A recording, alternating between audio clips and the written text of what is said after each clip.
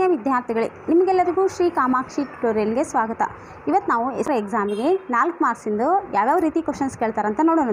ನೋಡ್ರಿ, ನಾಳೆನೇ ಎಕ್ಸಾಮ್ ಐತಿ. ಲಾಸ್ಟ್ ಮೂಮೆಂಟ್ನಾಗ ಮೇಡಮ್ ಇದು ಹಾಕ್ಯಾರ, ವಿಡಿಯೋ ಹಾಕ್ಯಾರ ಅನ್ಬೇಡ್ರಿ. ಯಾಕಂದ್ರೆ ಇವೆಲ್ಲ ನಾನು 4 ಮಾರ್ಕ್ಸಿನ ಕ್ವಶನ್ನು ಆಲ್ರೆಡಿ ನಾನು ವೀಡಿಯೋಸ್ದೊಳಗೆ ನಾನು ಕವರ್ ಮಾಡ್ಕೊಟ್ಟೇನಿ ರೀ. ಈಗ ಫೈನಲಿ ಒಂದು ಸ್ವಲ್ಪ ನೀವು ನೋಡ್ಕೊಂಡು ಹೋಗಲಿ ಅನ್ನೋದಕ್ಕೆ ಒಂದು ವೀಡಿಯೋ ಇಸಿಂದ. ಯಾಕಂದ್ರೆ 4 ಮಾರ್ಕ್ಸಿಂದ ಎಲ್ಲ ಕ್ವಶನ್ಸು ನೀವು ಒಂದು ಸಲ ಕಣ್ಣು ಹಾಯಿಸ್ಕೊಂಡು ಹೋಗ್ಬಿಟ್ರೆ ನಾಳೆ ಇದು ಆಲ್ರೆಡಿ ನೀವು ನಾಳೆ ಎಕ್ಸಾಮ್ ಐತಂದ್ರೆ ಇವತ್ತೆಲ್ಲನೂ ನೀವು ಪ್ರಾಕ್ಟೀಸ್ ಮಾಡೇ ಬಿಟ್ಟಿರ್ತೀರಿ. ಈಗ ಒಂದು ಸ್ವಲ್ಪ ಲಾಸ್ಟ್ ಮೂಮೆಂಟ್ನೊಳಗೆ ಕರೆಕ್ಟಾಗಿ ನೋಡ್ಕೊಂಡು ಹೋಗ್ಬಿಟ್ರೆ ನೀವು ನಾಳೆಗೆ ಎಕ್ಸಾಮ್ನಾಗ ಚಲೋ ಮಾಡಿ ಬರ್ತೀರಂತ ಲಾಸ್ಟ್ 4 ಮಾರ್ಕ್ಸಿಂದ ವಿಡಿಯೋಸ್ ಮಾಡ್ತೀನಿ ರೀ. ನೋಡಿರಿ, ಒಂದು ಸಮಾಂತರ ಶ್ರೇಣಿಯ 2ನೇ ಮತ್ತು 4ನೇ ಪದಗಳ ಮೊತ್ತ 54 ಹಾಗೂ ಅದರ ಮೊದಲ 11 ಪದಗಳ ಮೊತ್ತ 693 ಆದರೆ ಸಮಾಂತರ ಶ್ರೇಣಿಯನ್ನು ಕಂಡುಹಿಡಿಯಿರಿ. ಮತ್ತು ಈ ಸಮಾಂತರ ಶ್ರೇಣಿಯ ಎಷ್ಟನೇ ಪದವು ಅದರ 54ನೇ ಪದಕ್ಕಿಂತ 132 ಹೆಚ್ಚಾಗಿರುತ್ತದೆ ಅಂತ ಕೇಳ್ಯಾರ. ನೋಡಿರಿ, 4 ಮಾರ್ಕ್ಸಿನ ಟೋಟಲಿ 4 ಕ್ವಶನ್ಸ್ ಕೇಳ್ತಾರೆ. ಒಟ್ಟು 4 ಮಾರ್ಕ್ಸಿಗೆ 16 ಮಾರ್ಕ್. 4 ಮಾರ್ಕ್ಸಿಂದಿಗೆ ಟೋಟಲ್ ಎಷ್ಟು 16 ಮಾರ್ಕ್ಸ್ ಬರ್ತಾವೆ. ಯಾಕೆಂದರೆ 4 ಮಾರ್ಕ್ಸಿಂದ 4 ಕ್ವಶನ್ಸ್ ಕೇಳ್ತಾರೆ. Totally 16 marks. ತಿಳಿತಲ್ಲ ಇದು? ನೋಡಿರಿ, ಇದ್ರೊಳಗೆ ಹೆಚ್ಚು ಸಮಾಂತರ ಶ್ರೇಣಿ ಮೇಲೆ ಕೇಳ್ತಾರೆ ರೀ. ನೋಡಿರಿ, ಒಂದು ಕ್ವಶನ್ ಸಮಾಂತರ ಶ್ರೇಣಿ ಮೇಲೆ. ಒಂದು ಸಮಾಂತರ ಶ್ರೇಣಿಯ ಮೊದಲ ಮತ್ತು ಕೊನೆಯ ಪದಗಳು ಕ್ರಮವಾಗಿ 3 ಮತ್ತು 253 ಆಗಿವೆ. ಶ್ರೇಣಿಯ 20ನೇ ಪದವು 98 ಆದರೆ ಸಮಾಂತರ ಶ್ರೇಣಿಯನ್ನು ಕಂಡುಹಿಡಿಯಿರಿ ಹಾಗೂ ಈ ಶ್ರೇಣಿಯ ಕೊನೆಯ 10 ಪದಗಳ ಮೊತ್ತವನ್ನು ಕಂಡುಹಿಡಿಯಿರಿ ಅಂತಾರೆ. ಹೌದಾ? ನೋಡಿರಿ, ಇದನ್ನ ಯಾವ ರೀತಿ ಮಾಡಬೇಕು? ಮೊದಲು A2 + A4 ಒಂದೇ ಲೆಕ್ಕ ಮಾಡಾಕೊಂತೀರಿ. 2ನೇ ಪದ ಮತ್ತು 4ನೇ ಪದಗಳ ಮೊತ್ತ ಅಂದರೆ 2ನೇ ಪದ ಅಂದರೆ A2 ಪ್ಲಸ್ 4ನೇ ಪದ ಅಂದರೆ A4 = 54. A2 + A4 = 54. ಹೌದಾ? A2 ಅಂದ್ರೇನು? A + D. A4 ಅಂದ್ರೆ A + 3D. ಅದರ ಹಿಂದಿನ ಸಂಖ್ಯೆ ಹಚ್ಕೋಬೇಕು. A + 3D. ತಿಳಿತಲ್ಲ? ಇದು = 54. ಈಗ A + A ಅಂದ್ರೆ ಏನಾಯ್ತು? 2A. ಹೌದಾ? A + A 2A, 3D + D 4D = 54. ಈ ಪೂರಾ ಸಮೀಕರಣಕ್ಕೆ 2ರಲ್ಲೇ ಭಾಗಿಸ್ರಿ. 2ರಲ್ಲೇ ಭಾಗಿಸಿದ ಕೂಡ ಏನಾಕೈತಿ? 2 ಕ್ಯಾನ್ಸಲ್ ಆಗಿ ಹೋಗ್ಬಿಡ್ತು. 2 ಅದಕ್ಕೆ ಇಲ್ಲಿ ಏನು ಬಂತು? ಬರೀ A ಬರ್ದೀನಿ. 2 4 ಅಂದ್ರೆ 2D ಬರ್ದೀನಿ. 54ಕ್ಕೆ 2ರಲ್ಲೇ ಭಾಗಿಸಿದ್ರೆ 27 ಬರ್ತೈತಿ. ಇದನ್ನು ಸಮೀಕರಣ 1 ಅಂತ ತಗೋರಿ. ಮತ್ತೇನು ಕೊಟ್ಟಾರ? 11 ಪದಗಳ ಮೊತ್ತ ಅಂದರೆ S11 = 693 ಕೊಟ್ಟಾರ. ಹೌದಾ? 693 ಇದು SN = n/2 2A + n - 1 × D. ಈ ಸೂತ್ರದೊಳಗೆ ನೋಡಿರಿ, SN ಸೂತ್ರ very important. SN = n/2 2A + n - 1 × D. ಹೌದಾ? ಈ ಸೂತ್ರದೊಳಗೆ ಪ್ರತಿಯೊಂದು ಬೆಲೆಯನ್ನು ತುಂಬ್ರಿ. A ಬೆಲೆ ಕೊಟ್ಟಿಲ್ಲ, D ಬೆಲೆ ಕೊಟ್ಟಿಲ್ಲ ಅಂದರೆ ಅದನ್ನು ಆ್ಯಸ್ ಇಟ್ ಈಸ್ ಇಡ್ರಿ. N ಬೆಲೆ ಕೊಟ್ಟಾರಲ್ಲ, SN ಬೆಲೆ ಕೊಟ್ಟಾರಲ್ಲ, ಅದನ್ನು ತುಂಬ್ರಿ. ನೆಕ್ಸ್ಟ್ ಏನು ಮಾಡಬೇಕು? 693 ಹಂಗೆ ಬರೀರಿ. 11/12 ಹಂಗೆ ಬರೀರಿ. 2 ಏನೋ ಹಂಗೆ ಬರೀರಿ. 11ರಾಗ 1 ಕಳೆದ್ರೆ ಎಷ್ಟು? 10D. ತಿಳಿತಲ್ಲ ಇದು?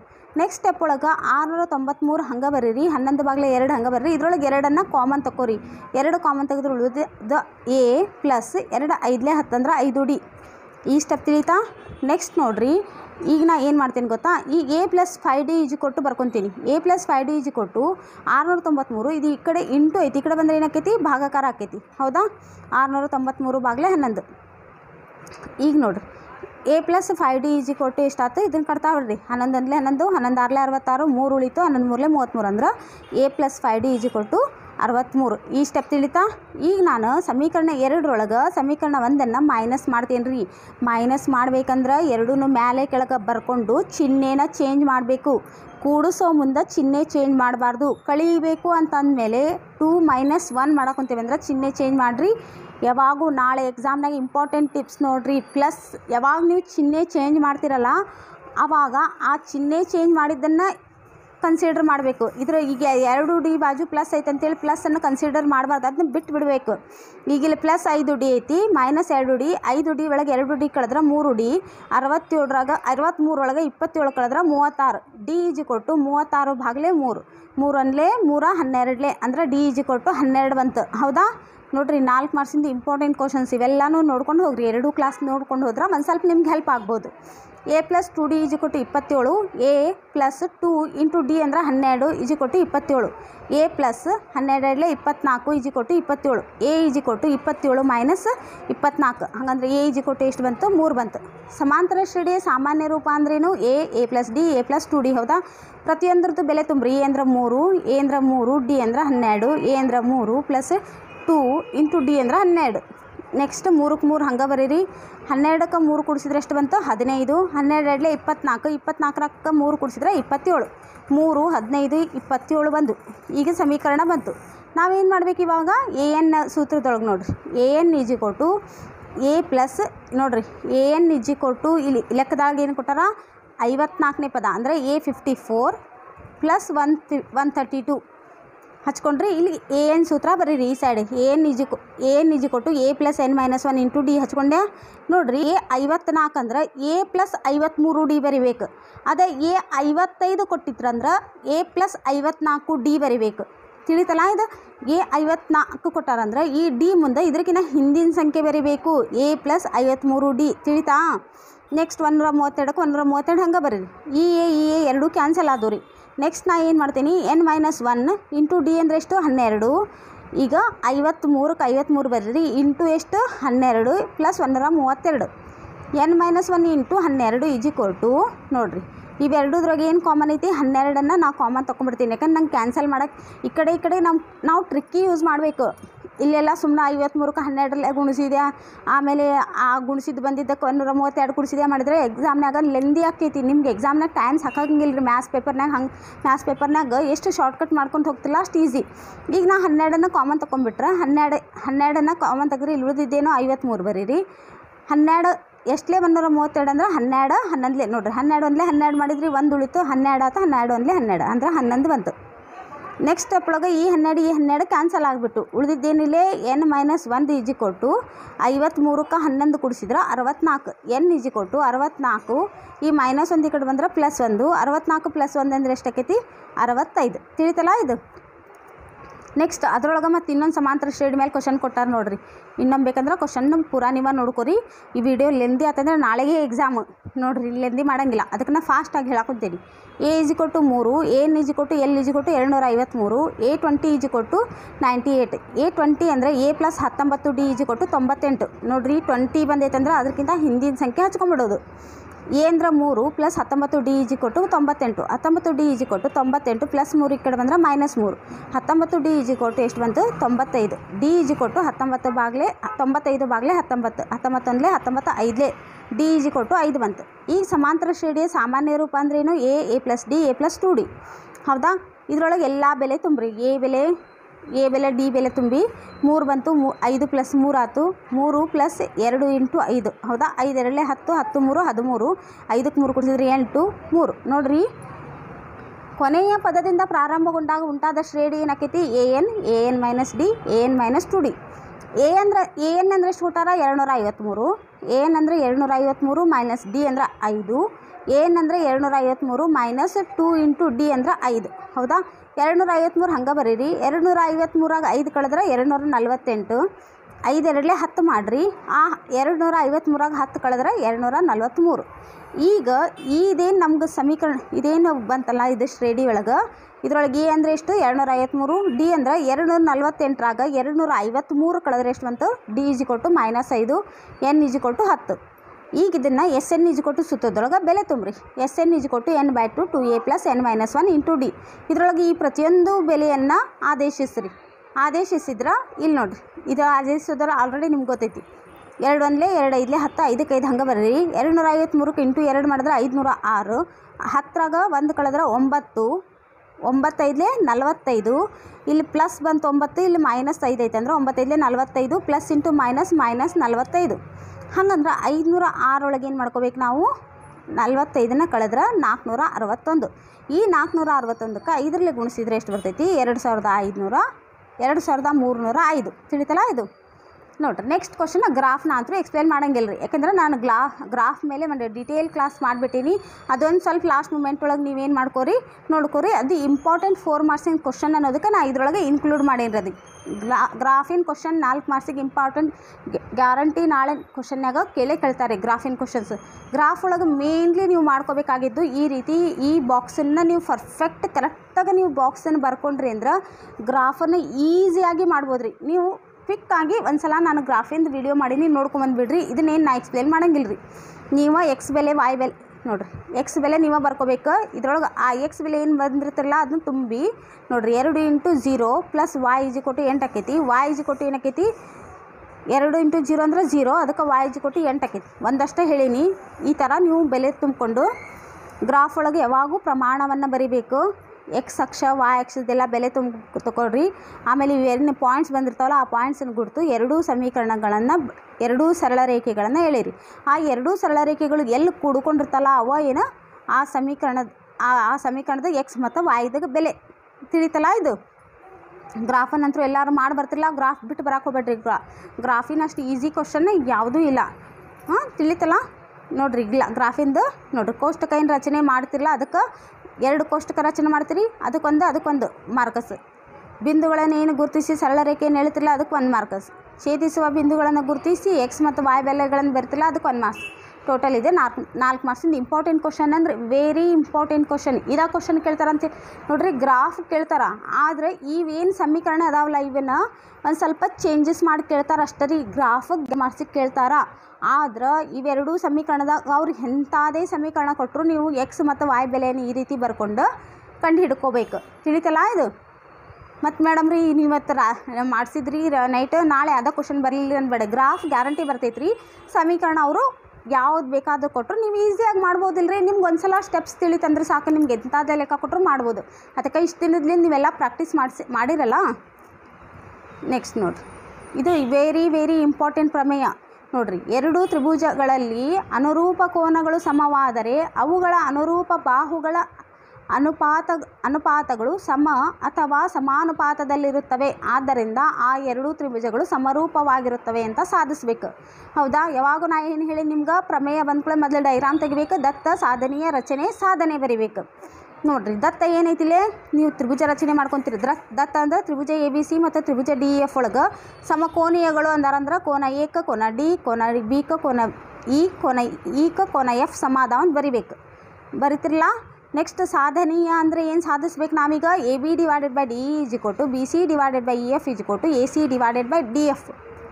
ರಚನೆ ಏನು ಮಾಡ್ಕೊಂಡೀವಿ ನಾವು? DE = AB, DQ = AC ಆಗುವಂತೆ PQ ಅನ್ನು ಎಳಿಬೇಕು.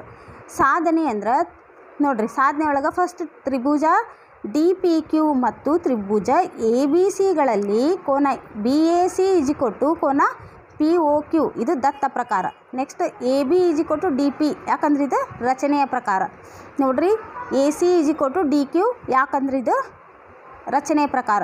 ಈ ರೀತಿ ಬ್ರ್ಯಾಕೆಟ್ನಾಗ ಅದರ ರೀಸನ್ ನೀವು ಬರೆಯಬೇಕು. ಇಲ್ಲಾಂದ್ರೆ ಒಂದು ಕಡೆ ಕಾರಣಗಳು, ಒಂದು ಕಡೆ ಈ ಥರ ಕಾಲಮ್ ಹಾಕಿನೂ ಮಾಡ್ಬೋದು. ಇಲ್ಲ ಬಹಳ ಈಸಿ ರೀ. ಬರೀ ಇದತ್ತ ಯಾಕಂದ್ರೆ ರಚನೆ ಪ್ರಕಾರ ಈ ರೀತಿ ನೀವು ಬರೆದ್ರೆ ಸಾಕು. ನಿಮ್ಗೆ ಔಟ್ ಆಫ್ ಮಾರ್ಕಸ್ ಕೊಡ್ತಾರೆ. ಈಗ ನೋಡಿರಿ, 2 ಬಾಹುಗಳು ಒಂದು ಕೋನ ಸಮ ಅಂತಂದ್ರೆ ಬಾಕೋಬಾ ಸಿದ್ಧಾಂತದ ಪ್ರಕಾರ ಆ ಎರಡೂ ತ್ರಿಭುಜಗಳು ಸರ್ವಸಮ ಅದು. ಯಾವಾಗ 2 ತ್ರಿಭುಜ ಸರ್ವಸಮ ಅದಾವ ಅಂದ್ರೆ ಅವುಗಳ ಬಾಹುಗಳು ಏನಿರ್ತಾವೆ, ಅನುರೂಪ ಬಾಹುಗಳು ಸಮನಾಗಿರ್ತಾವೆ. ಈಗ BC = PQ ಬಂತು. ಮತ್ತು ಕೋನ ನೋಡಿರಿ, ಕೋನ DPQ = ಕೋನ ABC, ಯಾಕಂದರೆ ದತ್ತ ಪ್ರಕಾರ. ಆದ್ದರಿಂದ ಕೋನ DPQ = ಕೋನ DEF, ಕೋನ ABC = ಕೋನ DEF. ಆದ್ದರಿಂದ PQ ಸಮಾಂತರ EF ಆಯ್ತು. ನೋಡಿರಿ, ಯಾವಾಗ ಇವು ಸಮಾಂತರ ಅದಾವಂದ್ರೆ DP / DE = DQ / DF = PQ / EF. ಹೌದಾ? ಅವಾಗ ಏನಾಯ್ತು ನಮ್ಗೆ? AB / DE = AC / DF = BC / EF. ಯಾಕಂದ್ರೆ ಅವೆರಡೂ ತ್ರಿಭುಜಗಳು ಸಮರೂಪ ತ್ರಿಭುಜಗಳು. ತಿಳಿತಲ್ಲ ನೋಡಿರಿ.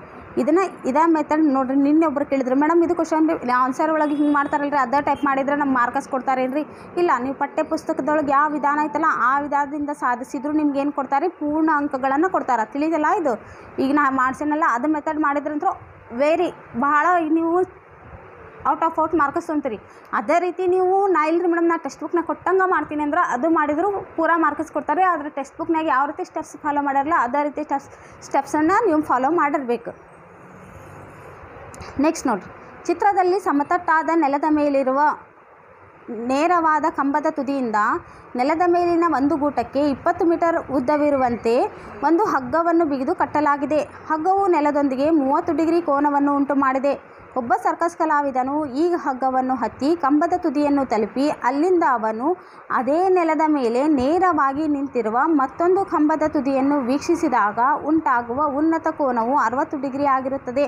ನೆಲದ ಮೇಲಿನ ಗೂಟದಿಂದ ದೊಡ್ಡ ಕಂಬದ ಪಾದಕ್ಕೆ ಇರುವ ದೂರವು 30 ಮೀಟರ್ ಆದರೆ ಈ ಕಂಬದ ಎತ್ತರವನ್ನು ಕಂಡುಹಿಡಿಯಿರಿ ಅಂದಾರ. ಮತ್ತು √3 ಬೆಲೆ ಕೊಟ್ಟಾರ. √3 = 1.73 ಅಂತ ತಗೋಬೇಕು. ಹೌದಾ? ನೋಡ್ರಿ, ಈ ರೀತಿ ಇವೇನು ಕ್ವಶನ್ ಗೊತ್ತಾ? ಇದು ತ್ರಿಕೋನಮಿತಿ ಮೇಲೆ ಅನ್ವಯ ಕ್ವಶನ್. ಇದರೊಳಗೆ ಒಂದು 4 ಮಾರ್ಕ್ಸಿಗೆ ಇಂಪಾರ್ಟೆಂಟ್ ಕ್ವಶನ್ಸ್ ಇದು. ಇದನ್ನು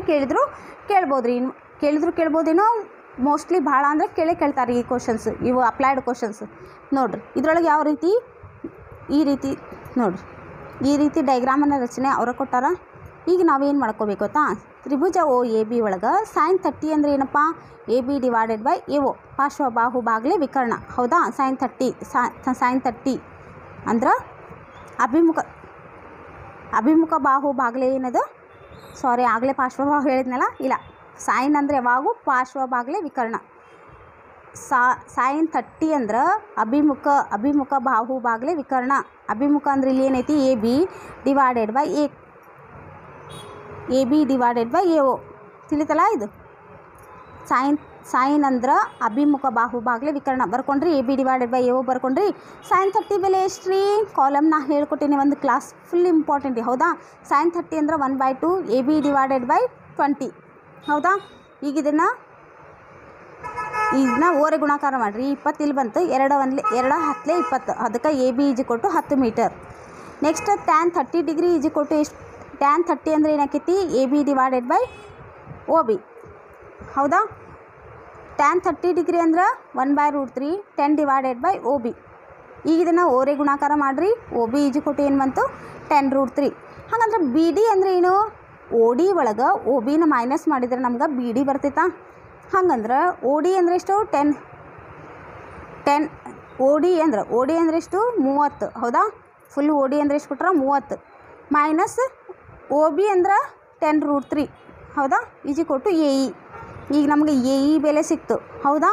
ಈಗ ನಾನು ತ್ರಿಭುಜ AEC ಒಳಗೆ tan 60 ಡಿಗ್ರಿ ಅಂದರೆ ಏನಾಕೈತಿ? CE / AE. ಹೌದಾ? tan 60 ಅಂದ್ರೆ ಏನು? √3. CE ಆ್ಯಸ್ ಇಟ್ ಈಸ್ ಇಡ್ರಿ. AE ಬೆಲೆ ಇಲ್ಲೇ ಕಂಡು ಹಿಡಿದಿರಿ, ಅದನ್ನ ಬರೆದ್ಬಿಡ್ರಿ. 30 - 10√3. ಇಲ್ಲಿ ತನಕ ಏನೂ ಕನ್ಫ್ಯೂಸ್ ಇಲ್ಲಲ್ಲ. ನೆಕ್ಸ್ಟ್ CE = ಇದನ್ನು ಓರೆ ಗುಣಾಕಾರ ಮಾಡ್ಕೋರಿ. ಓರೆ ಗುಣಾಕಾರ ಮಾಡಿದ್ರೆ 30√3 ಮೈನಸ್ ನೋಡಿರಿ, ಈ ರೂಟು ಕ್ಯಾನ್ಸಲ್ ಆಗಿಬಿಡ್ತು. ಉಳಿದಿದ್ದು ಬರೀ 3. 10 3 30. ಈಗ ನಮ್ಗೆ CD ಅಂದರೆ ಏನಪ್ಪ ಗೊತ್ತೈತಿ? CE + ED. ಹೌದಾ? Next 10√3 minus 30 + 10. ಹೌದಾ? 30 ಡಿಗ್ರಿ 30 × √3. ಈ ಪ್ಲಸ್ ಮೈನಸ್ ಬಂದರೆ ಕಳೆದು ಮೈನಸ್ ಚಿಹ್ನೆನೇ ಇಡಬೇಕು. -20. ಹೌದಾ? ಈಗ √3 ಬೆಲೆ ಅವರ ಕ್ವಶನ್ನೇ ಕೊಟ್ಟಾರ. √3 ಅಂದರೆ 1.73 ತಗೋರಿ ಅಂತೇಳಿ. 30ಕ್ಕೆ 1.73 ಇಲ್ಲೇ ಗುಣಿಸಿದ್ರೆ 51.90 -20. ಇವೆರಡ ಕಳೆದ್ರೆ 31.90. ಇದು ಕಂಬದ ಎತ್ತರ. CD = 31.90 metre. ನಾಳೆ ಮೇಡಮ್ ನೀವು ಅಪ್ಲೈಡ್ ಕ್ವಶನ್ ಕೇಳ್ತೇನೆ ಅಂದಿದ್ರಿ, ಇದನ್ನು ನೀವು ಇಂಪಾರ್ಟೆಂಟ್ ಕ್ವಶನ್ ಅಂತ ಮಾಡಿಸಿದ್ರಿ, ಇದೇ ಕ್ವಶನ್ ಬರಲಿಲ್ಲ ಅನ್ಬೇಡ್ರಿ. ಇದೇ ಕ್ವಶನ್ನ ಕೇಳ್ತಾರೆ. ಸ್ವಲ್ಪ ಕ್ವಶನ್ನ ಚೇಂಜ್ ಮಾಡಿ ಕೊಡ್ತಾರೆ ಅಷ್ಟೇ. ನಾ ಹೇಳಿಕತ್ತಿದ್ದು ಕ್ವಶನ್ನ ಇವನೇ ಬರ್ತಾವೆ. ನಿಮ್ಗೆ ಮೆಥಡ್ ಗೊತ್ತಿದ್ರೆ ಸಾಕು. ಅವ್ರು ಏನೇ ಕ್ವಶನ್ಸ್ ಕೊಟ್ಟರು ನೀವು ಈಸಿಯಾಗಿ ಮಾಡ್ಬೋದಲ್ಲ. ನಾವು ಯಾವ ರೀತಿ ಮಾಡಬೇಕಂತ ಐಡಿಯಾ ಇದ್ರೆ ನಮ್ಗೆ ಅವ್ರು ಎಂಥದೇ ಕ್ವಶನ್ ಕೊಟ್ಟರು ನೀವು ಈಸಿಯಾಗಿ ಮಾಡಿ ಬರ್ತೀರಿ. ನೋಡಿರಿ, ನೆಕ್ಸ್ಟ್ ಕ್ವಶನ್ ಗ್ರಾಫ್ನ ಏನು ನಾ ಎಕ್ಸ್ಪ್ಲೇನ್ ಮಾಡಂಗಿಲ್ಲ ರೀ, ಯಾಕಂದ್ರೆ ನಾಳೆನೇ ಎಕ್ಸಾಮ್. ಗ್ರಾಫ್ ಆಲ್ರೆಡಿ ನಿಮ್ಗೆ ಗೊತ್ತೈತಿ. ಈ ರೀತಿ ಮೊದಲು ನೀವು ಬಾಕ್ಸನ್ನು ಹಾಕೋರಿ. ನೋಡಿರಿ, ಈ ರೀತಿ 2 ಬಾಕ್ಸನ್ನು ಹಾಕ್ಕೊಂಡು ಗ್ರಾಫನ್ನು ಹೇಳಿರಿ. ಇನ್ನು ನನಗೆ ಡೌಟ್ ಐತ್ರಿ ಮೇಡಮ್, ನಾಳೆ ಗ್ರಾಫ್ನ ಹೆಂಗೆ ಮಾಡಲಿ ಅನ್ನೋರು, ನಾ ಗ್ರಾಫಿಂದ ಒಂದು ಡೀಟೇಲ್ ಕ್ಲಾಸ್ ಮಾಡೀನಿ, ಬೇಕಂದ್ರೆ ನೋಡ್ಕೊರಿ. ಈ ರೀತಿ XY ಬೆಲೆ ಮಾಡಿಕೊಂಡು 2 L ಕೂಡ್ಕೊತಾವಲ್ಲ, ಈ 2 L ಕೂಡ್ಕೊತಾವಲ್ಲ ಲೈನ್, ಅದರ ನಮ್ಗೆ X ಮತ್ತು Y ಬೆಲೆ ಗೊತ್ತೈತಲ್ಲ. ನೆಕ್ಸ್ಟ್ ನೋಡಿ, ಒಂದು ಭಿನ್ನರಾಶಿಯ ಛೇದವು ಅದರ ಅಂಶಕ್ಕಿಂತ 3 ಹೆಚ್ಚಾಗಿದೆ. ಈ ಭಿನ್ನರಾಶಿ ಹಾಗೂ ಅದರ ವ್ಯುತ್ಕ್ರಮ ಮೊತ್ತ ಎಷ್ಟೈತಿ? 29/10 ಆದರೆ ಆ ಭಿನ್ನರಾಶಿಯನ್ನು ಕಂಡುಹಿಡಿಯಿರಿ ಅಂದಾರ. ಒಬ್ಬ ವಿದ್ಯಾರ್ಥಿಯು ಕೆಲವು ಪುಸ್ತಕಗಳನ್ನು ₹60ಕ್ಕೆ ಕೊಂಡನು. ಅಷ್ಟೇ ಹಣಕ್ಕೆ ಅವನು ಇನ್ನೂ 5 ಪುಸ್ತಕಗಳನ್ನು ಹೆಚ್ಚಾಗಿ ಕೊಂಡಿದ್ದರೆ ಪ್ರತಿ ಪುಸ್ತಕದ ಬೆಲೆ ಒಂದು ಕಡಿಮೆ ಆಗುತ್ತಿತ್ತು. ಹಾಗಾದರೆ ಆ ವಿದ್ಯಾರ್ಥಿಯು ಕೊಂಡ ಪುಸ್ತಕಗಳ ಸಂಖ್ಯೆಯನ್ನು ಕಂಡುಹಿಡಿ ಎಂದಾರ. ಹೌದಾ, ಮೊದಲು ನಾವು ಭಿನ್ನ ರಾಶಿ ಲೆಕ್ಕ ಮಾಡೋಣ. ಅಂಶ ಕಂಡುಹಿಡಿ ಎಂದಾರಲ್ಲ, ಅದಕ್ಕೆ ನಾವು ಅಂಶವು ಎಕ್ಸ್ ಆಗಿರಲಿ ಅಂತ ತಗೋರಿ. ಭಿನ್ನ ರಾಶಿಯ ಛೇದ x+3. ಬೇಕಾದ ಭಿನ್ನ ರಾಶಿ ಏನಪ್ಪ ನಮ್ಗೆ x/(x+3). ದತ್ತದ ಪ್ರಕಾರ ಏನು x/(x+3) + x+3/(x) = 29/10. ಈಗ ಓರೆ ಗುಣಾಕಾರ ಮಾಡ್ಕೋರಿ. x × x ಬರೀರಿ. ಇಲ್ಲಿ x+3 × x+3 ಭಾಗಲೇ x+3 × x. ಹೌದಾ, ಲಸ ತೆಗೆದ್ರೆ 2 ಮತ್ತು 3 ಲಸ ಛೇದದಾಗ ಬಂದಿದ್ರೆ ಏನು ಬರ್ದಿರಿ? 3 2 6 ಅಂತ ಬರ್ದು ಬಿಡ್ತಿರಲ್ಲ, ಹಂಗೆ ಇಲ್ಲೇ x × x+3 ತಿಳಿತಲ್ಲ. ಇದು 29 ಭಾಗಲೇ 10. ಈಗ x² ಬಂತು. ಇಲ್ಲಿ x × x ಅಂದರೆ x², x+3 × x+3 ಅಂದರೆ x+3² / x × x+3 = 29/10. ಇಲ್ಲಿ ತನಕ ಯಾರಿಗೂ ಏನೂ ಡೌಟ್ ಇಲ್ಲಲ್ಲ. ಈಗ ಇದನ್ನು x² ಆ್ಯಸ್ ಇಟ್ ಈಸ್ ಹಚ್ಚಿರಿ. ಇದನ್ನು a+b² ರೂಪದೊಳಗೆ ಬಿಡಿಸಿ ಬರೀರಿ. ಇದು a+b² ರೂಪದಾಗ ಐತಲ್ಲ, a² + 2ab + b². ಇಲ್ಲಿ x² + 2a ಅಂದರೆ x ಇಂಟು b ಅಂದ್ರೆ 3 + 3² / x × x ಅಂದರೆ x² + 3 × x ಅಂದರೆ 3x = 29/10 ಆ್ಯಸ್ ಇಟ್ ಈಸ್ ಬರೀರಿ. x² ಹಂಗೆ ಹಂಗೆ ಬರೀರಿ.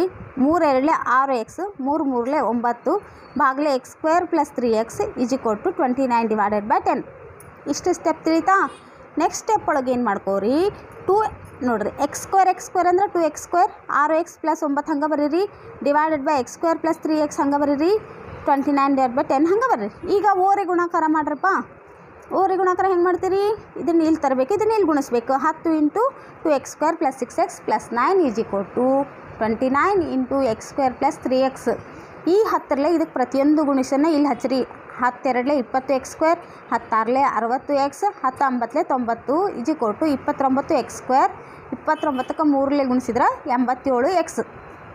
ಈಗ x²ನೆಲ್ಲ ಒಂದು ಕಡೆ ಮಾಡಿರಿ, ಎಕ್ಸನ್ನು ಒಂದು ಕಡೆ ಮಾಡ್ಕೊರಿ. ನೋಡಿರಿ, 29x² ಹೆಂಗೈತೆ ಹಂಗೆ ಬರೀತೀನಿ, 87x ಹೆಂಗೈತೆ ಹಂಗೆ ಬರೀತೀನಿ. ಈ ಪ್ಲಸ್ 20x² ಈ ಕಡೆ ಬಂದ್ರೆ -20x², 60x ಈ ಕಡೆ ಬಂದ್ರೆ -60x, + 90 ಈ ಕಡೆ ಬಂದ್ರೆ -90. ನೆಕ್ಸ್ಟ್ ಸ್ಟೆಪ್ ಒಳಗೆ ಏನು ಮಾಡ್ಕೋರಿ ನೋಡಿರಿ. ಈ x², ಹೌದಾ. 29ರೊಳಗೆ ಪ್ಲಸ್ ಮೈನಸ್ ಬಂದ್ರೆ ಕಳಿಬೇಕು. 29ರೊಳಗೆ 20 ಕಳೆದ್ರೆ 9x². 87x ಒಳಗೆ 60xನ್ನು ಕಳೆದ್ರೆ 27x. ನೆಕ್ಸ್ಟ್ 90ಕ್ಕೆ 90 ಹಂಗೆ ಬರೀರಿ. ಈಗ ಈ ಇಡೀ ಸಮೀಕರಣಕ್ಕೆ 9ರಲ್ಲೇ ಭಾಗಿಸ್ರಿ. ಏನು ಬರ್ತೈತ್ರಿ ಇಡೀ ಸಮೀಕರಣಕ್ಕೆ? ನಮ್ಗೆ 9ರಲ್ಲೇ ಭಾಗಿಸಿದ್ರೆ x² + 3x - 10 = 0. ಈ 10ಅನ್ನು ನಾವು ಯಾವ ರೀತಿ ಬಿಡಿಸಿ ಬರಿಬೋದು? 5 2 10. 5ರಾಗ 2 ಕಳೆದ್ರೆ ನಡಕಿನ ಸಂಖ್ಯೆ 3 ಬಂತು. 5ರಾಗ 2ಅನ್ನು ಕಳಿಬೇಕು. ಹಾಗಂದ್ರೆ ನಾ ಎಲ್ಲಿ ಪ್ಲಸ್ ಬರೀರಿ ಮೇಡಮ್? ಇಲ್ಲಿ ಪ್ಲಸ್ ಬರೀಲೋ, ಇಲ್ಲಿ ಮೈನಸ್ ಬರೀಲೋ, ಅಥವಾ ಇಲ್ಲೇ ಮೈನಸ್ ಬರ್ತು ಇಲ್ಲೇ ಪ್ಲಸ್ ಬರೀಲೋ ಅಂತ ಮಕ್ಕಳಿಗೆ ಕನ್ಫ್ಯೂಸ್ ಇರ್ತೈತಿ. ಯಾವ ರೀತಿ ಬರಿಬೇಕಂದ್ರೆ, ನಮಗಿಲ್ಲೇ ಪ್ಲಸ್ ಬೇಕು, ಇಲ್ಲಿ +3 ಬೇಕಂದ್ರೆ ದೊಡ್ಡ ಸಂಖ್ಯೆ ಹಿಂದೆ ಪ್ಲಸ್ ಬರಿಬೇಕು, ಸಣ್ಣ ಸಂಖ್ಯೆ ಹಿಂದೆ ಮೈನಸ್ ಬರಿಬೇಕು. ಹಂಗಂದ್ರೆ ಇಲ್ಲಿ ನಾನು x² + 5x - 2x - 10 ಬರಿತೇನೆ ರೀ. ತಿಳಿತಾ? ನೆಕ್ಸ್ಟ್ ಸ್ಟೆಪ್ ಒಳಗೆ ಏನು ಮಾಡಿರಿ, ಇವೆರಡು ಗುಂಪು ಮಾಡಿರಿ, ಇವೆರಡು ಗುಂಪು ಮಾಡಿರಿ. ಇವೆರಡದ್ರೊಳಗೆ x ಕಾಮನ್ ತೆಗೆದ್ರೆ ಇಲ್ಲಿ ಉಳಿದಿದ್ದೇನು x + 5 -2 ಕಾಮನ್ ತೆಗೆದ್ರೆ ಇಲ್ಲಿ ಉಳಿದಿದ್ದು x + 5. 2 5 10. ಇಲ್ಲಿ x + 5, ಇಲ್ಲಿ x + 5 ಐತಿ. ಅದನ್ನು ಇವಾಗ ಕಾಮನ್ ತೆಗಿರಿ. ಇಲ್ಲಿ x + 5 ಬಂತು. ಇಲ್ಲಿ ಉಳಿದಿದ್ದು x, ಇಲ್ಲಿ ಉಳಿದಿದ್ದ -2 = 0. ಒಮ್ಮೆ x + 5 = 0 ಬರೀರಿ, ಒಮ್ಮೆ x - 2 = 0 ಬರೀರಿ. x = ಏನಕ್ಕೈತಿ? +5 ಈ ಕಡೆ ಬಂದ್ರೆ -5. ಇದು x = -2 ಈ ಕಡೆ ಬಂದ್ರೆ +2. ಹಂಗಂದ್ರೆ ನಮಗೀಗ ಬೇಕಾಗಿರ್ತಕ್ಕಂಥ ಭಿನ್ನ ರಾಶಿ ಯಾವುದು? x/(x + 3). x ಅಂದ್ರೆ 2 ತಗೋರಿ. ಯಾವಾಗ minus ಬಂದಿದ್ದನ್ನು neglect ಮಾಡಿಬಿಡೋದು. 2/2 + 3. 2/2 + 3 is 5. 2/5 is the answer. ನೋಡಿರಿ ನೆಕ್ಸ್ಟ್ ಕ್ವಶನ್. ನೋಡಿರಿ ಇದರೊಳಗೆ ನೆಕ್ಸ್ಟ್ ಕ್ವಶನ್ ಏನು ಕೇಳಿದರು? ಒಬ್ಬ ವಿದ್ಯಾರ್ಥಿಯು ಕೆಲವು ಪುಸ್ತಕಗಳನ್ನು 60 ರೂಪಾಯಿ ಕೊಂಡು. ಇದು ಕ್ವಶನ್ ನಿಮ್ಮ ಓದ್ಕೊರಿ, ಯಾಕಂದ್ರೆ ನಾಳೆನೇ ಎಕ್ಸಾಮ್. ನಾನು ನಿಮ್ಗೆ ಟೈಮ್ ವೇಸ್ಟ್ ಮಾಡಂಗಿಲ್ಲ ರೀ. ನೋಡಿರಿ, ಪುಸ್ತಕಗಳ ಸಂಖ್ಯೆ x ಆಗಿರಲಿ, ಏನನ್ನು ಕಂಡುಹಿಡಿ ಅಂದಿರ್ತಾರೆ ಅದನ್ನ x ಆಗಿರಲಿ ಅಂತ ತೊಗೋಬೇಕು. ನೋಡಿರಿ, ನಾಳೆ ಎಕ್ಸಾಮ್ನಾಗ ನಿಮ್ಗೆ ಲೆಕ್ಕನ ಬರಲಿಲ್ಲಪ್ಪ. ಒಬ್ಬೊಬ್ರು ಮಕ್ಕಳು ನನಗೆ ಮ್ಯಾಥ್ಸ್ ಅಂದ್ರೆ ಡಿಫಿಕಲ್ಟ್ ಅಂತೀರಿ. ಅವರು ಬರೀ ಪುಸ್ತಕಗಳ ಸಂಖ್ಯೆ x ಆಗಿರಲಿ ಅಂತ ಏನು ಕಂಡುಹಿಡಿ ಅಂದಿರ್ತಾರಲ್ಲ, ಅದನ್ನು ನೀವು x ಆಗಿರಲಿ ಅಂತ ಬಂದ್ರೆ ಸಾಕು, ನಿಮ್ಗೆ ಅರ್ಧ ಮಾರ್ಕ್ಸ್ ಕೊಟ್ಟೆ ಬಿಡ್ತಾರೆ ಅವರು. ಅದನ್ನು ಯಾಕೆ ಲೂಸ್ ಮಾಡ್ಕೊತೀರಿ? ನೋಡಿರಿ, ಎಲ್ಲ ಶಾಣೆ ಇದ್ದ ಮಕ್ಕಳಿಗೆ ನಾ ಇದು ಟಿಪ್ಸ್ ಹೇಳಿಕೊಡ್ಲಿಕ್ಕತ್ತಿಲ್ಲ. ಯಾಕಂದ್ರೆ ಮ್ಯಾಥ್ಸ್ ಅಂದ್ರೆ ಒಬ್ಬೊಬ್ಬರು ಮಕ್ಕಳಿಗೆ ಡಿಫಿಕಲ್ಟ್ ಆಗಿರ್ತೈತಿ, ಒಬ್ಬರು ಮಕ್ಕಳು ನನಗೆ ಈಸಿ ರೀ ಮೇಡಮ್ ಅಂತ ಮಾಡೋರು ಇರ್ತೀರಿ. ಡಿಫಿಕಲ್ಟ್ ನಮ್ಮ ಮಕ್ಕಳು ಸತಿಕ್ಕೆ ನಾಳೆಗೆ ನೀವು ಬರೀ ಎಕ್ಸ್ ಆಗಿರಲಿ ಅಂತ ನೀವು ಬಂದು ಇಲ್ಲ ನನಗೆ ಮ್ಯಾಥ್ಸ್ ನಾ ಫೇಲ್ ಆಗ್ತೇನೆ ಮೇಡಮ್, ನನಗೆ ಭಾಳ ಮ್ಯಾಥ್ಸ್ ಅಂತ ಡಿಫಿಕಲ್ಟ್ ಸಬ್ಜೆಕ್ಟ್ ರೀ ಅನ್ನೋರು ಪುಸ್ತಕಗಳ ಸಂಖ್ಯೆ ಎಕ್ಸ್ ಹಾಕಿರಿ. ಏನು ಕಂಡುಹಿಡಿ ಅಂದಿರ್ತಾರಂತ ನಿಮ್ಗಾರ ಕ್ವಶನ್ ಅಂಡರ್ಸ್ಟ್ಯಾಂಡ್ ಆಗಿರ್ತೈತಿ. ಅದು ಬರೀ ಎಕ್ಸ್ ಆಗಿರಲಿ ಅಂತ ತೊಗೊಂಡ್ರೆ ಸಾಕು, ನಿಮ್ಗೆ ಅರ್ಧ ಮಾರ್ಕ್ಸ್ ಕೊಡ್ತಾರೆ ರೀ. ಏನು ರೀ ನೋಡಿರಿ. ನೆಕ್ಸ್ಟ್ ಪುಸ್ತಕಗಳ ಒಟ್ಟು ಬೆಲೆ ಎಷ್ಟು ಕೊಟ್ಟಾರ? 60 ಕೊಟ್ಟಾರ. ಪ್ರತಿ ಪುಸ್ತಕದ ಬೆಲೆ ಏನಾಕೈತಿ? 60 ಭಾಗಲೆ ಎಕ್ಸ್. 5 ಪುಸ್ತಕಗಳನ್ನು ಹೆಚ್ಚಾಗಿ ಕೊಂಡಾಗ ಪುಸ್ತಕಗಳ ಸಂಖ್ಯೆ ಎಷ್ಟಾಯ್ತು? x+5. ಪ್ರತಿ ಪುಸ್ತಕದ ಬೆಲೆ ಎಷ್ಟಾಯ್ತು? 60 ಡಿವೈಡೆಡ್ ಬೈ x+5. ದತ್ತದ ಪ್ರಕಾರ 60 ಭಾಗಲೆ ಎಕ್ಸ್ ಮೈನಸ್ 60 ಭಾಗಲೆ x+5 1 ಆಯ್ತು. ಹೌದಾ? ಈಗ ಇದನ್ನು ಇಲ್ಲಿ ಲಸ ತೆಗಿರಿ. ಇಲ್ಲಿ ಎಕ್ಸ್ ಇಂಟು x+5 ಐತಿ, ಎಕ್ಸ್ ಇಂಟು x+5 ಬರೀರಿ. ಇದನ್ನ ಇಲ್ಲಿ ಗುಣಿಸ್ರಿ, ಇದನ್ನ ಇಲ್ಲಿ ಗುಣಿಸ್ರಿ. 60 into x+5 minus 60x 1. 60 into X ಅಂದ್ರೆ 60x, 65 300 minus 60x divided by X into X x², X into 5 ಅಂದ್ರೆ 5x 1. ನೋಡಿರಿ ಈಗ ಇದು ಏನಾಯ್ತು? ಕ್ಯಾನ್ಸಲ್ ಆಯ್ತು. ಇಲ್ಲಿ ನೋಡಿರಿ, ಇದನ್ನು ಓರೆ ಗುಣಾಕಾರ ಮಾಡಿದ್ರೆ x² + 5x ಎಷ್ಟು ಬಂತು ಇವಾಗ? 300. ಹಾಗಂದರೆ x² + 5x + 300 ಈ ಕಡೆ ಬಂದ್ರೆ -300 0. ನೆಕ್ಸ್ಟ್ ಅದೇ ಸ್ಟೆಪ್ ರೀ. 300 ಬಂತಾ? ಈ 300 ಯಾವ ಮಗ್ಯಾಗೈತಿ? 20ಕ್ಕೆ 15 ಗುಣಿಸಿದ್ರೆ 300 ಬರ್ತೈತಾ? ಇವೆರಡನ್ನೂ ಕಳೆದ್ರೆ ಕುಡಿಸಿದ್ರೆ ನಡುಕಿನ ಸಂಖ್ಯೆ ಎಷ್ಟು ಬರಬೇಕು? 5. ನೋಡಿರಿ, 20ರಾಗ 15 ಕಳೆದ್ರೆ 20ರಾಗ 15 ಕಳೆದ್ರೆ 5. ನಮ್ಗೆ +5 ಬೇಕಂದ್ರೆ ಕಳಿಬೇಕು ಅಂದ್ರೆ ನಾವು ಒಂದು ಕಡೆ ಪ್ಲಸ್ ಬರಬೇಕು, ಒಂದು ಕಡೆ ಮೈನಸ್. ನಮ್ಗೆ ಎಲ್ಲಿ ಪ್ಲಸ್ ಬರಬೇಕು ಎಲ್ಲಿ ಮೈನಸ್ ಬರಬೇಕಂತ ಒಮ್ಮೊಮ್ಮೆ ಕನ್ಫ್ಯೂಸ್ ಆಕೈತಿ. ಆವಾಗ ನಾವು ಇಲ್ಲಿ ನೋಡ್ರಿ, ಇಲ್ಲಿ ಪ್ಲಸ್ ಕೊಟ್ಟಾರಂದ್ರೆ 5 ಹಿಂದೆ ಪ್ಲಸ್ ಐತಿ ಅಂದ್ರೆ ನಾವು ದೊಡ್ಡ ಸಂಖ್ಯೆ ಚಿಹ್ನೆಯಿಂದ ಪ್ಲಸ್ ಬರ್ಕೋಬೇಕು, ಸಣ್ಣ ಸಂಖ್ಯೆಯಿಂದ ಮೈನಸ್ ಬರಬೇಕು. ಅದಕ್ಕೆ ಇಲ್ಲೇ -20 + 20x ಮೈನಸ್ 15x ಮೈನಸ್ 300 0. ತಿಳಿತಾ ಇದು? ನೆಕ್ಸ್ಟ್ ನೋಡಿರಿ, ಇದ್ರೊಳಗೆ ಇವೆರಡು ಗುಂಪು ಮಾಡ್ಕೊಳ್ಳೋಣ, ಕಾಮನ್ ತೊಗೊಳೋಣ. ಎಕ್ಸ್ ಕಾಮನ್ ತೆಗೆದ್ರೆ x+20 ಉಳಿತು. ನೋಡಿರಿ, ಇನ್ನೊಂದು ಟಿಪ್ ಹೇಳ್ತೀನಿ, ಇದನ್ನು ಖರೇಂದ್ರೆ ಫಾಲೋ ಮಾಡಬಾರ್ದು. ನಾಳೆ ನಿಮ್ಗೆ ಎಕ್ಸಾಮ್ ಐತಿ, ಡಿಫಿಕಲ್ಟ್ ಒಬ್ಬೊಬ್ಬರು ಮ್ಯಾಥ್ಸ್ ಅಂದರೆ ಡಿಫಿಕಲ್ಟ್ ಅನ್ನೋದಕ್ಕೆ ಹೇಳಿಕೊಡ್ಲಿಕ್ಕಂತೀನಿ. ಯಾವಾಗ ಇಲ್ಲಿ x² + 20x ಇರ್ತೈತಾ? ನೀವು ಎಕ್ಸನ್ನು ಕಾಮನ್ ತೆಗೆದುಬಿಡ್ತೀರಿ. ಉಳಿದಿದ್ದೇನಪ್ಪ? x+20. ಏನು ಮಾಡಬೇಕು ಗೊತ್ತಾ? ನೆಕ್ಸ್ಟ್ ಇದು ತಿಳಿಲಿಲ್ಲ ಅಂದ್ರೆ ಇಲ್ಲಿ 15 ಐತಲ್ಲ, 15ನ್ನು ಇಲ್ಲಿ ನಮ್ಗೆ ಇಲ್ಲಿ ಮೊದಲೇಕ್ಕೆ ಎಕ್ಸ್ ಐತಿಲ್ಲ, ಇಲ್ಲಿ ನಾ ಬರೀ ಎಕ್ಸ್ ಬರಿಬೇಕು. ಅಂದರೆ ಎಕ್ಸ್ ಅಷ್ಟೇ ಬರಿಬೇಕಂದ್ರೆ ಎಕ್ಸ್ ಬಿಟ್ಟು ಬೇರೆ ಏನೈತೆ ಅದನ್ನ ಹೊರಗೆ ಕಾಮನ್ ತೊಗೊಂಡ್ಬಿಡ್ಬೇಕು. ತಗೊಂಡು ಇಲ್ಲಿ x+20 ಇರ್ತೈತಿಲ್ಲ, x+20 ಹೆಂಗೈತೆ ಹಂಗೆ ಬರೆದ್ಬಿಡ್ಬೇಕು. ನಾಳೆಗೆ ಹಂಗೆ ಕ್ಲೂ ಹೇಳೋಕೊತೀನಿ ರೀ. ಎಲ್ಲರೂ ಇದೇ ಸ್ಟೆಪ್ ಅಂದ್ರೆ ಫಾಲೋ ಮಾಡಬೇಡ್ರಿ. ಹಾಂ, ನೆಕ್ಸ್ಟ್ ನೋಡಿರಿ. ನೆಕ್ಸ್ಟ್ ಯಾವ ರೀತಿ ಮಾಡ್ಬೇಕಂದ್ರೆ x+20ನ ಕಾಮನ್ ತೊಗೊಂಬಿಡ್ರಿ. ಇಲ್ಲಿ ಉಳಿದಿದ್ದು x - 15 0. ಈ x ಏನಾಗ್ತೈತಿ? +20 ಈ ಕಡೆ ಬಂದ್ರೆ -20, x -15 ಈ ಕಡೆ ಬಂದ್ರೆ +15. ನಾವು ಯಾವಾಗೂ ಪ್ಲಸ್ ಬಂದಿದ್ದನ್ನು ಆನ್ಸರ್ ಕನ್ಸಿಡರ್ ಮಾಡಬೇಕು. ಪುಸ್ತಕಗಳ ಸಂಖ್ಯೆ ಎಷ್ಟೈತಿ? 15. ಯಾಕಂದರೆ ಯಾರಿಗಾರ ಪುಸ್ತಕಗಳ ಸಂಖ್ಯೆ ಎಷ್ಟೈತಿ ಅಂದ್ರೆ -25 ರೀ ಮೇಡಮ್ ಅಂತ ಹೇಳ್ತೀರಾ, ಇಲ್ಲಲ್ಲ, ಅದಕ್ಕೆ ನಾವು ಪ್ಲಸ್ ಬಂದಿದ್ದನ್ನು ತೊಗೋಬೇಕು. ನೋಡಿ ನೆಕ್ಸ್ಟ್ ಕ್ವಶನ್. 1.2 ಮೀಟರ್ ಎತ್ತರದ ಹುಡುಗಿಯು ನೆಲದಿಂದ 88.2 ಮೀಟರ್ ಎತ್ತರದಲ್ಲಿ ಒಂದು ಬಲೂನ್ ಕ್ಷಿತಿಜ ರೇಖೆಗೆ ಸಮಾಂತರವಾಗಿ ಗಾಳಿಯಲ್ಲಿ ತೇಲುತ್ತಿರುವುದನ್ನು ಗುರುತಿಸುತ್ತಾಳೆ. ಒಂದು ಸಮಯದಲ್ಲಿ ಹುಡುಗಿಯ ಕಣ್ಣಿನಿಂದ ಈ ಬಲೂನ್ಗೆ ಉಂಟಾದ ಉನ್ನತ ಕೋನವು 60 ಡಿಗ್ರಿ. ಸ್ವಲ್ಪ ಸಮಯದ ನಂತರ ಉನ್ನತ ಕೋನವು 30 ಡಿಗ್ರಿಗೆ ಇಳಿಯುತ್ತದೆ. ಈ ಸಮಯದ ಅಂತರದಲ್ಲಿ ಬಲೂನ್ ಚಲಿಸಿದ ದೂರವನ್ನು ಕಂಡುಹಿಡಿಬೇಕ್ರಿ. ನೋಡ್ರಿ ಫಸ್ಟ್ ಕ್ಷಿತಿಜ ರೇಖೆ ಡಯಾಗ್ರಾಮ್ ಅವರು ಕೊಟ್ಟಾರ, ಅದನ್ನು ನೋಡಿಕೊಂಡು ಕ್ಷಿತಿಜ ರೇಖೆಯಿಂದ ಬಲೂನ್ ಎತ್ತರ ಎಷ್ಟೈತಿ? 88.2 - 1.2 ಅಂದರೆ 87 ಬಂತು. ತ್ರಿಭುಜ AEB ಒಳಗೆ tan θ AB divided by DE, tan 30 87 ಭಾಗಲೆ DE. tan 30 ಬೆಲೆ ಎಷ್ಟು? 1/√3 87 ಭಾಗಲೆ DE. ಓರೆ ಗುಣಾಕಾರ ಮಾಡಿರಿ. BE = 87√3. ತ್ರಿಭುಜ CED ಒಳಗೆ tan θ ಅಂದರೆ ಏನಾಕೈತಿ ನೋಡಿರಿ? CD divided by DE. ಹೌದಾ? ನೋಡಿರಿ, tan 60 ಡಿಗ್ರಿ ಏನಾಯ್ತು? tan 60 degree 87 ಭಾಗಲೆ DE. tan 60 ಅಂದರೆ ಎಷ್ಟು? √3 87 ಭಾಗಲೆ DE. DE 87 ಭಾಗಲೆ √3. ಹೌದಾ? ಇದನ್ನು ಯಾವ ರೀತಿ ಬರಿಬೋದು? 29 3 87 ಭಾಗಲೆ √3. ಈ √3 ಬರೀ 3 ಅಂದ್ರೇನು? √3 × √3 ಅಂದರೆ 3. ಹೌದಾ? ಅದಕ್ಕಿಲ್ಲೇ ಇನ್ನೊಂದು √3 ಉಳಿತು. DE ಎಷ್ಟು ಬಂತು? 29√3. ಇದು ಕನ್ಫ್ಯೂಸ್ ಆತಾ? ಇದು ಇನ್ನೊಮ್ಮೆ ಹೇಳಿ ನೋಡ್ರಿ 27 ಇಂಟು 3 ಕೊಟ್ಟಾರ ಬಾಗ್ಲೆ √3 ಐತಿ. ಇದನ್ನು ನಾ ಹೆಂಗೆ ಹಚ್ಕೋಬೋದಂದ್ರೆ 29 ಇಂಟು 3 ಬದಲಿ ನಾ √3 ಇಂಟು √3 ಬರಿಬೋದಾ? √3 ಇಂಟು √3 ಅಂದ್ರೆ ಏನು ಬರೀ 3 ಹೌದಿಲ್ಲ ರೀ, ಕೆಳಗೆ √3 ಐತಿ. ಇವೆರಡೂ ಕ್ಯಾನ್ಸಲ್ ಆಯ್ತು, ಅದಕ್ಕೆ ನಮ್ಗೆ 27 √3 ಬಂತಿಲ್ಲ. 27 √3 ತಿಳಿತಾರ? ನೆಕ್ಸ್ಟ್ ಬಲೂನು ಚಲಿಸಿದ ದೂರ AC = DB = B - DE ಹೌದಾ? 87 √3 - 29 √3 ಅಂದ್ರೆ 2 ಮೈನಸ್ ಮಾಡಿದ್ರೆ 58 √3 ಇಸ್ ದ ಆನ್ಸರ್. ನಾಳೆನೇ ಎಕ್ಸಾಮ್ ಇರೋದ್ರಿಂದ ಈಗ ಡೀಟೇಲಾಗಿ ಎಕ್ಸ್ಪ್ಲೇನ್ ಅಂತೂ ಮಾಡಂಗಿಲ್ಲ ರೀ, ಹಂಗೆ ನೀವು ನೋಡ್ಕೊಂಬಿಡ್ರಿ. ಪಾದದ ತ್ರಿಜ್ಯ 18 ಸೆಂಟಿಮೀಟರ್ ಕೊಟ್ಟು ಎತ್ತರ ಕೊಟ್ಟಾರ. ಸಿಲಿಂಡರ್ನಾಕಾರದ ಪಾತ್ರೆಯಲ್ಲಿ ಪೂರ್ಣವಾಗಿರುವ ಮರಳನ್ನು ತುಂಬಿದೆ. ಪಾತ್ರೆಯಲ್ಲಿರುವ ಮರಳನ್ನು ಪೂರ್ತಿಯಾಗಿ ನೆಲದ ಮೇಲೆ ಸುರಿದಾಗ ಅದು ಶಂಕುವಿನಾಕಾರದ ಮರಳಿನ ರಾಶಿಯನ್ನು ಉಂಟು ಮಾಡಿದೆ. ಶಂಕುವಿನಾಕಾರದ ರಾಶಿಯ ಎತ್ತರ 24 ಸೆಂಟಿಮೀಟರ್ ಆದರೆ ಶಂಕುವಿನಾಕಾರದ ಮರಳಿನ ಪಾದದ ತ್ರಿಜ್ಯ ಮತ್ತು ಓರೆ ಎತ್ತರವನ್ನು ಕಂಡುಹಿಡಬೇಕು. ನೋಡಿರಿ, ಈ ಡಯಾಗ್ರಾಮ್ ಅವರು ಕೊಟ್ಟಾರ, ಅಥವಾ ಇನ್ನೊಂದು ಕ್ವಶನ್ನು ಕೊಟ್ಟಾರೆ. ಅದರೊಳಗೆ ಏನು ಮಾಡಬೇಕು, ಆ ಆಟಕ್ಕೆದ ವಿಸ್ತೀರ್ಣವನ್ನು ಕಂಡುಹಿಡಿಬೇಕು. ನೋಡಿರಿ, ಸಿಲಿಂಡರ್ನ ಎತ್ತರ h1 ತಗೋರಿ, ಸಿಲಿಂಡರ್ನ ತ್ರಿಜ್ಯ r1 ತಗೋರಿ. ಶಂಕುವಿನ ಆಕಾರದ ರಾಶಿಯ ಎತ್ತರ h2 ತೊಗೊಂಡ್ರೆ ಶಂಕುವಿನ ರಾಶಿಯ ಪಾದದ ತ್ರಿಜ್ಯ r2 ತೊಗೊಂಡ್ರೆ ಓರೆ ಎತ್ತರ L ಹೌದಾ? ಈಗ ನಾವು ಶಂಕುವಿನ ಸಿಲಿಂಡರ್ನಲ್ಲಿರುವ ಮರಳಿನ ಮಾಡ್ಬೇಕಂದ್ರೆ ಅದು ಎದಕ್ಕೆ ಸಮನಾಗಿರ್ತೈತಿ? ಶಂಕುವಿನ ಆಕಾರದ ರಾಶಿಯಲ್ಲಿರುವ ಮರಳಿನ ಘನಫಲದ ಸೂತ್ರ ಬರೀರಿ. ಇಲ್ಲಿ ಬರೆದು ಎಲ್ಲನೂ ಸಿಂಪ್ಲಿಫಿಕೇಷನ್ ಮಾಡಿದರೆ ಈ ರೀತಿ ಆನ್ಸರ್ ಬರ್ತೈತ್ರಿ. ನೆಕ್ಸ್ಟ್ ಅದರೊಳಗೆ ಅಥವಾ ನೋಡಿರಿ, ಓರೆ ಎತ್ತರ ಕಂಡುಹಿಡಿ ಅಂದ್ರೆ ಓರೆ ಎತ್ತರ ಕಂಡುಹಿಡಿಯೋ ಸೂತ್ರ ಏನು ರೀ? L = √r1² r2² ಪ್ಲಸ್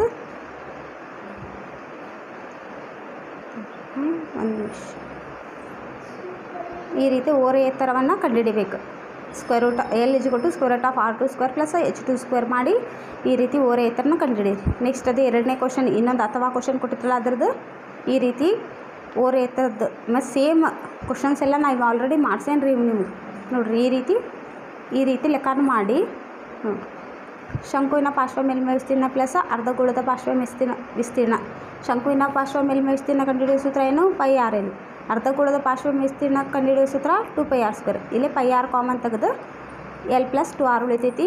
ಬೆಲೆ ತುಂಬ್ರಿ, ಸಿಂಪ್ಲಿಫಿಕೇಷನ್ ಮಾಡಿದ್ರೆ total surface area of the toy ಎಷ್ಟು ಬರ್ತೈತಿ? 5082. ಈ ರೀತಿ ಮಾಡಬೇಕು. ನೆಕ್ಸ್ಟ್ ಕ್ವಶನ್ ನಕ್ಷೆ ತೆಗೆಯೋದು. ಗ್ರಾಫ್ ಅಂದ್ರೆ ವೆರಿ ಇಂಪಾರ್ಟೆಂಟ್ ನೋಡಿರಿ. ಗ್ರಾಫ್ ಒಳಗೆ 4 ಮಾರ್ಕ್ಸಿನ ಗ್ಯಾರಂಟಿ ಕ್ವಶನ್ ಬರ್ತೈತಿ. ಈ ರೀತಿ ಪ್ರಮಾಣ ಸ್ಕೇಲ್ ಬರ್ಕೊಂಡು ಮಾಡಿರಿ. ಯಾವಾಗೂ ಇದು X ಮತ್ತು Y ಬೆಲೆನೇ ಇವನ್ನ ಮೊದಲು ಕಂಡುಹಿಡ್ಕೋಬೇಕು. ಕಂಡುಹಿಡ್ಕೊಂಡು ಗ್ರಾಫ್ ಹಾಕಿದ್ರೆ ನಿಮ್ಗೆ ಗೊತ್ತ ಇದು 4 ಮಾರ್ಕ್ಸಿನ ಕ್ವಶನ್. ನೋಡಿರಿ, ಗೋಪುರದ ಆಕಾರದ ಕಟ್ಟಡದ ಮೇಲ್ತುದಿಯಿಂದ ನೋಡಿದಾಗ ಸೇಮ್ ಇದು ಎದ್ರ ಮೇಲೆ ತ್ರಿಕೋನಮಿತಿ ಮೇಲೆ ಕ್ವಶನ್ಸ್ ರೀ. ಇದು ಇವೆಲ್ಲ ಕ್ವಶನ್ಸನ್ನು ಆಲ್ರೆಡಿ ಮಾಡ್ಸೀನಿ. ಅದಕ್ಕೆ ನಾ ಈಗ ಬರೀ ನಿಮ್ಗೆ ಇಂಪಾರ್ಟೆಂಟ್ ಕ್ವಶನ್ಸ್ ಅಷ್ಟು ತೋರಿಸ್ಬಿಡ್ತೀನಿ ರೀ. ಯಾಕಂದ್ರೆ ನಾಳೆ ಎಕ್ಸಾಮ್ ಐತಲ್ಲ, ಎಕ್ಸ್ಪ್ಲೇನ್ ಮಾಡ್ಕೊಂಡು ಕುಂತ್ರೆ ಡೀಟೇಲ್ ಆಗ್ತೈತಿ ರೀ. ನೋಡಿ, ನೆಕ್ಸ್ಟ್ ಅಥವಾ ಕೊಟ್ಟಿದ್ದೇನೆ ಈ ರೀತಿ tan 45 ಕೊಟ್ಟು AP / BP ಮಾಡಿ 45 ಅಂದ್ರೆ 1 ಹಚ್ಕೊಂಡು ಬಿ ಪಿ ಬೆಲೆನ ಕಂಡು ಹಿಡ್ಕೋಬೇಕು. ಈ ಥರ BP ಬೆಲೆ ಕಂಡು ಹಿಡ್ಕೋಬೇಕು. ಅದೇ ರೀತಿ ತ್ರಿಭುಜ ABQ ಒಳಗೆ tan 30 ಅಂದರೆ ಏನಾಕೈತೆ ಅನ್ನೋದನ್ನು ಮಾಡಿಕೊಂಡು ಈ ರೀತಿ ಲೆಕ್ಕ ಮಾಡಬೇಕು ರೀ. ನೆಕ್ಸ್ಟ್ ಮತ್ತೆ ನಕ್ಷೆ ತೆಗೆಯೋದು. ಗ್ರಾಫ್ ಈ ರೀತಿ ಗ್ರಾಫನ್ನು ತೆಗಿತೀರಲ್ಲ ಎಲ್ಲರೂ ನೋಡಿರಿ. ಮತ್ತಿದು sin θ ಮತ್ತು tan θ ಒಳಗಿಂದ ಕ್ವಶನ್ಸ್ ಇದು ನೋಡಿರಿ. ಏನಿದು ವೇಗ ಕಂಡುಹಿಡಿಯೋದಲ್ಲ. ಇದು ಸಮತಟ್ಟಾದ ನೆಲದ ಆಕಾರದಲ್ಲಿ A ಬಿಂದುವಿನಿಂದ B ಬಿಂದುವಿನ ಮೂಲಕ ಹಾರುತ್ತಿರುವ ಒಂದು ವಿಮಾನವು ನೆಲದ ಮೇಲಿನ ಒಂದು ಬಿಂದುವಿನಿಂದ ವೀಕ್ಷಿಸಿದಾಗ A ಬಿಂದುವಿಗೆ ಉಂಟಾದ ಉನ್ನತ ಕೋನ 60 ಡಿಗ್ರಿ. 10 ಸೆಕೆಂಡುಗಳ ನಂತರ ಇದೇ ವಿಮಾನವು Bಗೆ ತಲುಪಿದಾಗ ಉಂಟಾಗುವ ಉನ್ನತ ಕೋನ 30 ಡಿಗ್ರಿ ಆಗಿರುತ್ತದೆ. ವಿಮಾನದ ವೇಗವು 640 km/h ಆಗಿದ್ದಾಗ ನೆಲದ ಮೇಲಿಂದ ಎಷ್ಟು ಎತ್ತರದಲ್ಲಿ ವಿಮಾನವು ಹಾರುತ್ತಿದೆ ಎಂಬುದನ್ನು ಕಂಡುಹಿಡಬೇಕು. ನೋಡಿರಿ, ಈ ರೀತಿ ಮಾಡಬೇಕು ಅದನ್ನೆಲ್ಲ ಲೆಕ್ಕ. ಇವೆವಾಗ ಇದು ಟ್ಯಾನದ್ದು ತ್ರಿಕೋನಮಿತಿ ಮೇಲೆ ಕ್ವಶನ್ಸ್. ನೋಡಿರಿ, ನೆಕ್ಸ್ಟ್ ಇದು ಪ್ರಮೇಯ ಅಂತೂ ಇದನ್ನು ಯಾವ ರೀತಿ ಸಾಧನೆ ಮಾಡೋಕ್ಕಂತ ಪ್ರಮೇಯ ಕ್ಲಾಸ್ ಒಳಗೆ ಹೇಳ್ಕೊಟ್ಟೀನಿ. ಇದನ್ನು ಇನ್ನೊಮ್ಮೆ ಪ್ರಮೇಯನ ನೋಡ್ಕೊಂಬಿಡ್ರಿ. ಪರ್ಯಾಯ ವಿಧಾನ ಅದನ್ನು ಹಂಗೂ ಮಾಡ್ಬೋದು ಅಥವಾ ಈ ರೀತಿಯೂ ಅದನ್ನು ಮಾಡ್ಬೋದು. ನೆಕ್ಸ್ಟ್ ಇದನ್ನು ಇದು ಇಂಪಾರ್ಟೆಂಟ್ ಕ್ವಶನ್ಸ್ ಏನಿದೆ, ಮೇಲ್ಮೈ ವಿಸ್ತೀರ್ಣವನ್ನು ಕಂಡುಹಿಡಬೇಕು. ಸಿಲಿಂಡ್ರ್ ಒಳಗಿಂದ ಕ್ವಶನ್ಸ್ ಇದು ನೋಡಿರಿ. ಆಮೇಲೆ ಶಂಕುವಿನ ಪಾದದೊಳಗಿಂದು ಕ್ವಶನ್ಸ್ ಕೇಳ್ಯಾರ. ಈ ರೀತಿ ಅದನ್ನು ನೋಡ್ಕೊಂಬಿಡ್ರಿ. ಯಾಕಂದ್ರೆ ನಾಳೆ ಬೆಳಗಿನ ಎಕ್ಸಾಮ್, ಈಗ ಡೆಪ್ತಾಗಿನೇ ಹೇಳೋದು ಬೇಡ. ಈಗ ಆಲ್ರೆಡಿ ನಾವು ಇವೆಲ್ಲ ಹೇಳಿದದಾವು, ಸ್ವಲ್ಪ ಲೆಕ್ಕ ನೋಡ್ಕೊಂಬಿಡ್ರಿ ಇನ್ನು ಯಾವ ರೀತಿ ಮಾಡೈತೆ ಅನ್ನೋದನ್ನು. ನೋಡಿರಿ ಶಂಕುವಿನ ಘನಫಲ = 1/27 ದತ್ತ ಶಂಕುವಿನ ಘನಫಲ. ಈ ರೀತಿ ನೋಡಿರಿ. ಮತ್ತು ನಕ್ಷೆ ತೆಗೆಯೋದು, ನಕ್ಷೆ ತೆಗೆಯೋದ್ರೊಳಗೂ ಎಕ್ಸ್ ಮತ್ತು ವೈ ಬೆಲೆಯನ್ನೆಲ್ಲನೂ ನೋಡ್ಕೊಂಬಿಡ್ರಿ. ಈ ರೀತಿ ನಕ್ಷೆ ಮೇಲೆ 4 ಮಾರ್ಕ್ಸಿಂದ ಇಂಪಾರ್ಟೆಂಟ್ ಕ್ವಶನ್ಸ್ ಬರ್ತೈತಿ. ಹೌದಾ? ನೆಕ್ಸ್ಟ್ ಇದು ನೋಡಿರಿ, ಇದು ಟ್ಯಾನ್ ಥೀಟಾ, ಇದು ತ್ರಿಕೋನಮಿತಿ ಮೇಲಿಂದ ಕ್ವಶನ್ ನೋಡಿರಿ. ಈ ರೀತಿ ನಾ ಇದು ತ್ರಿಕೋನಮಿತಿ ಒಳಗೂ ಇವೆಲ್ಲ ಆಲ್ರೆಡಿ ಕ್ಲಾಸ್ನಾಗ ಮಾಡ್ಸೇನಿ ರೀ. ಇದು ನೆಕ್ಸ್ಟ್ ನೋಡಿರಿ, ಸಿಲಿಂಡ್ರ್ ಆಕೃತಿದು ಮತ್ತು ಅರ್ಧ ಗೋಳಾಕೃತಿ ಮೇಲಿಂದ ಎಲ್ಲ ಕ್ವಶನ್ಸು ನೋಡ್ಕೊಂಬಿಡ್ರಿ. ಯಾಕಂದರೆ ಈಗ ಟೈಮ್ ಇಲ್ಲ ಸಂಬಂಧ ಹಂಗೆ ತೋರಿಸ್ಲಿಕ್ಕತ್ತೀನಿ ರೀ. ನೀವು ಆಲ್ರೆಡಿ ಎಲ್ಲ ಲೆಕ್ಕ ನಾಳೆಗೆ ಎಕ್ಸಾಮ್ ಅಂದ್ರೆ ಮಾಡ್ಕೊಂಡೇ ಇರ್ತೀರಿ. ಸ್ವಲ್ಪ ಇಂಪಾರ್ಟೆಂಟ್ ಕ್ವಶನ್ಸ್ ನೋಡ್ಕೊಂಡು ಹೋಗಲಿ, ನಾಳೆನೇ ಎಕ್ಸಾಮ್ ಅನ್ನೋ ಸಂಬಂಧ ಕ್ಲಾಸ್ ಮಾಡಿರೋದು ನೋಡಿರಿ. ನನ್ನ ಕ್ಲಾಸ್ ನಿಮ್ಗೆ ಲೈಕ್ ಆತಂದ್ರೆ ಒಂದು ಲೈಕ್ ಮಾಡಿರಿ, ಸಬ್ಸ್ಕ್ರೈಬ್ ಮಾಡ್ಕೊರಿ, ನಿಮ್ಮ ಫ್ರೆಂಡ್ಸ್ಗೆಲ್ಲರಿಗೂ ಶೇರ್ ಮಾಡಿರಿ. ಮತ್ತು ಇವತ್ತಿನ ಕ್ಲಾಸ್ ನಿಮ್ಗೆ ಹೇಗೆ ಅನ್ನಿಸ್ತಾ ಅನ್ನೋದನ್ನು ಕಮೆಂಟ್ಸ್ ಬಾಕ್ಸ್ನಾಗ ಕಮೆಂಟ್ಸ್ ಮಾಡಿರಿ. Thank you.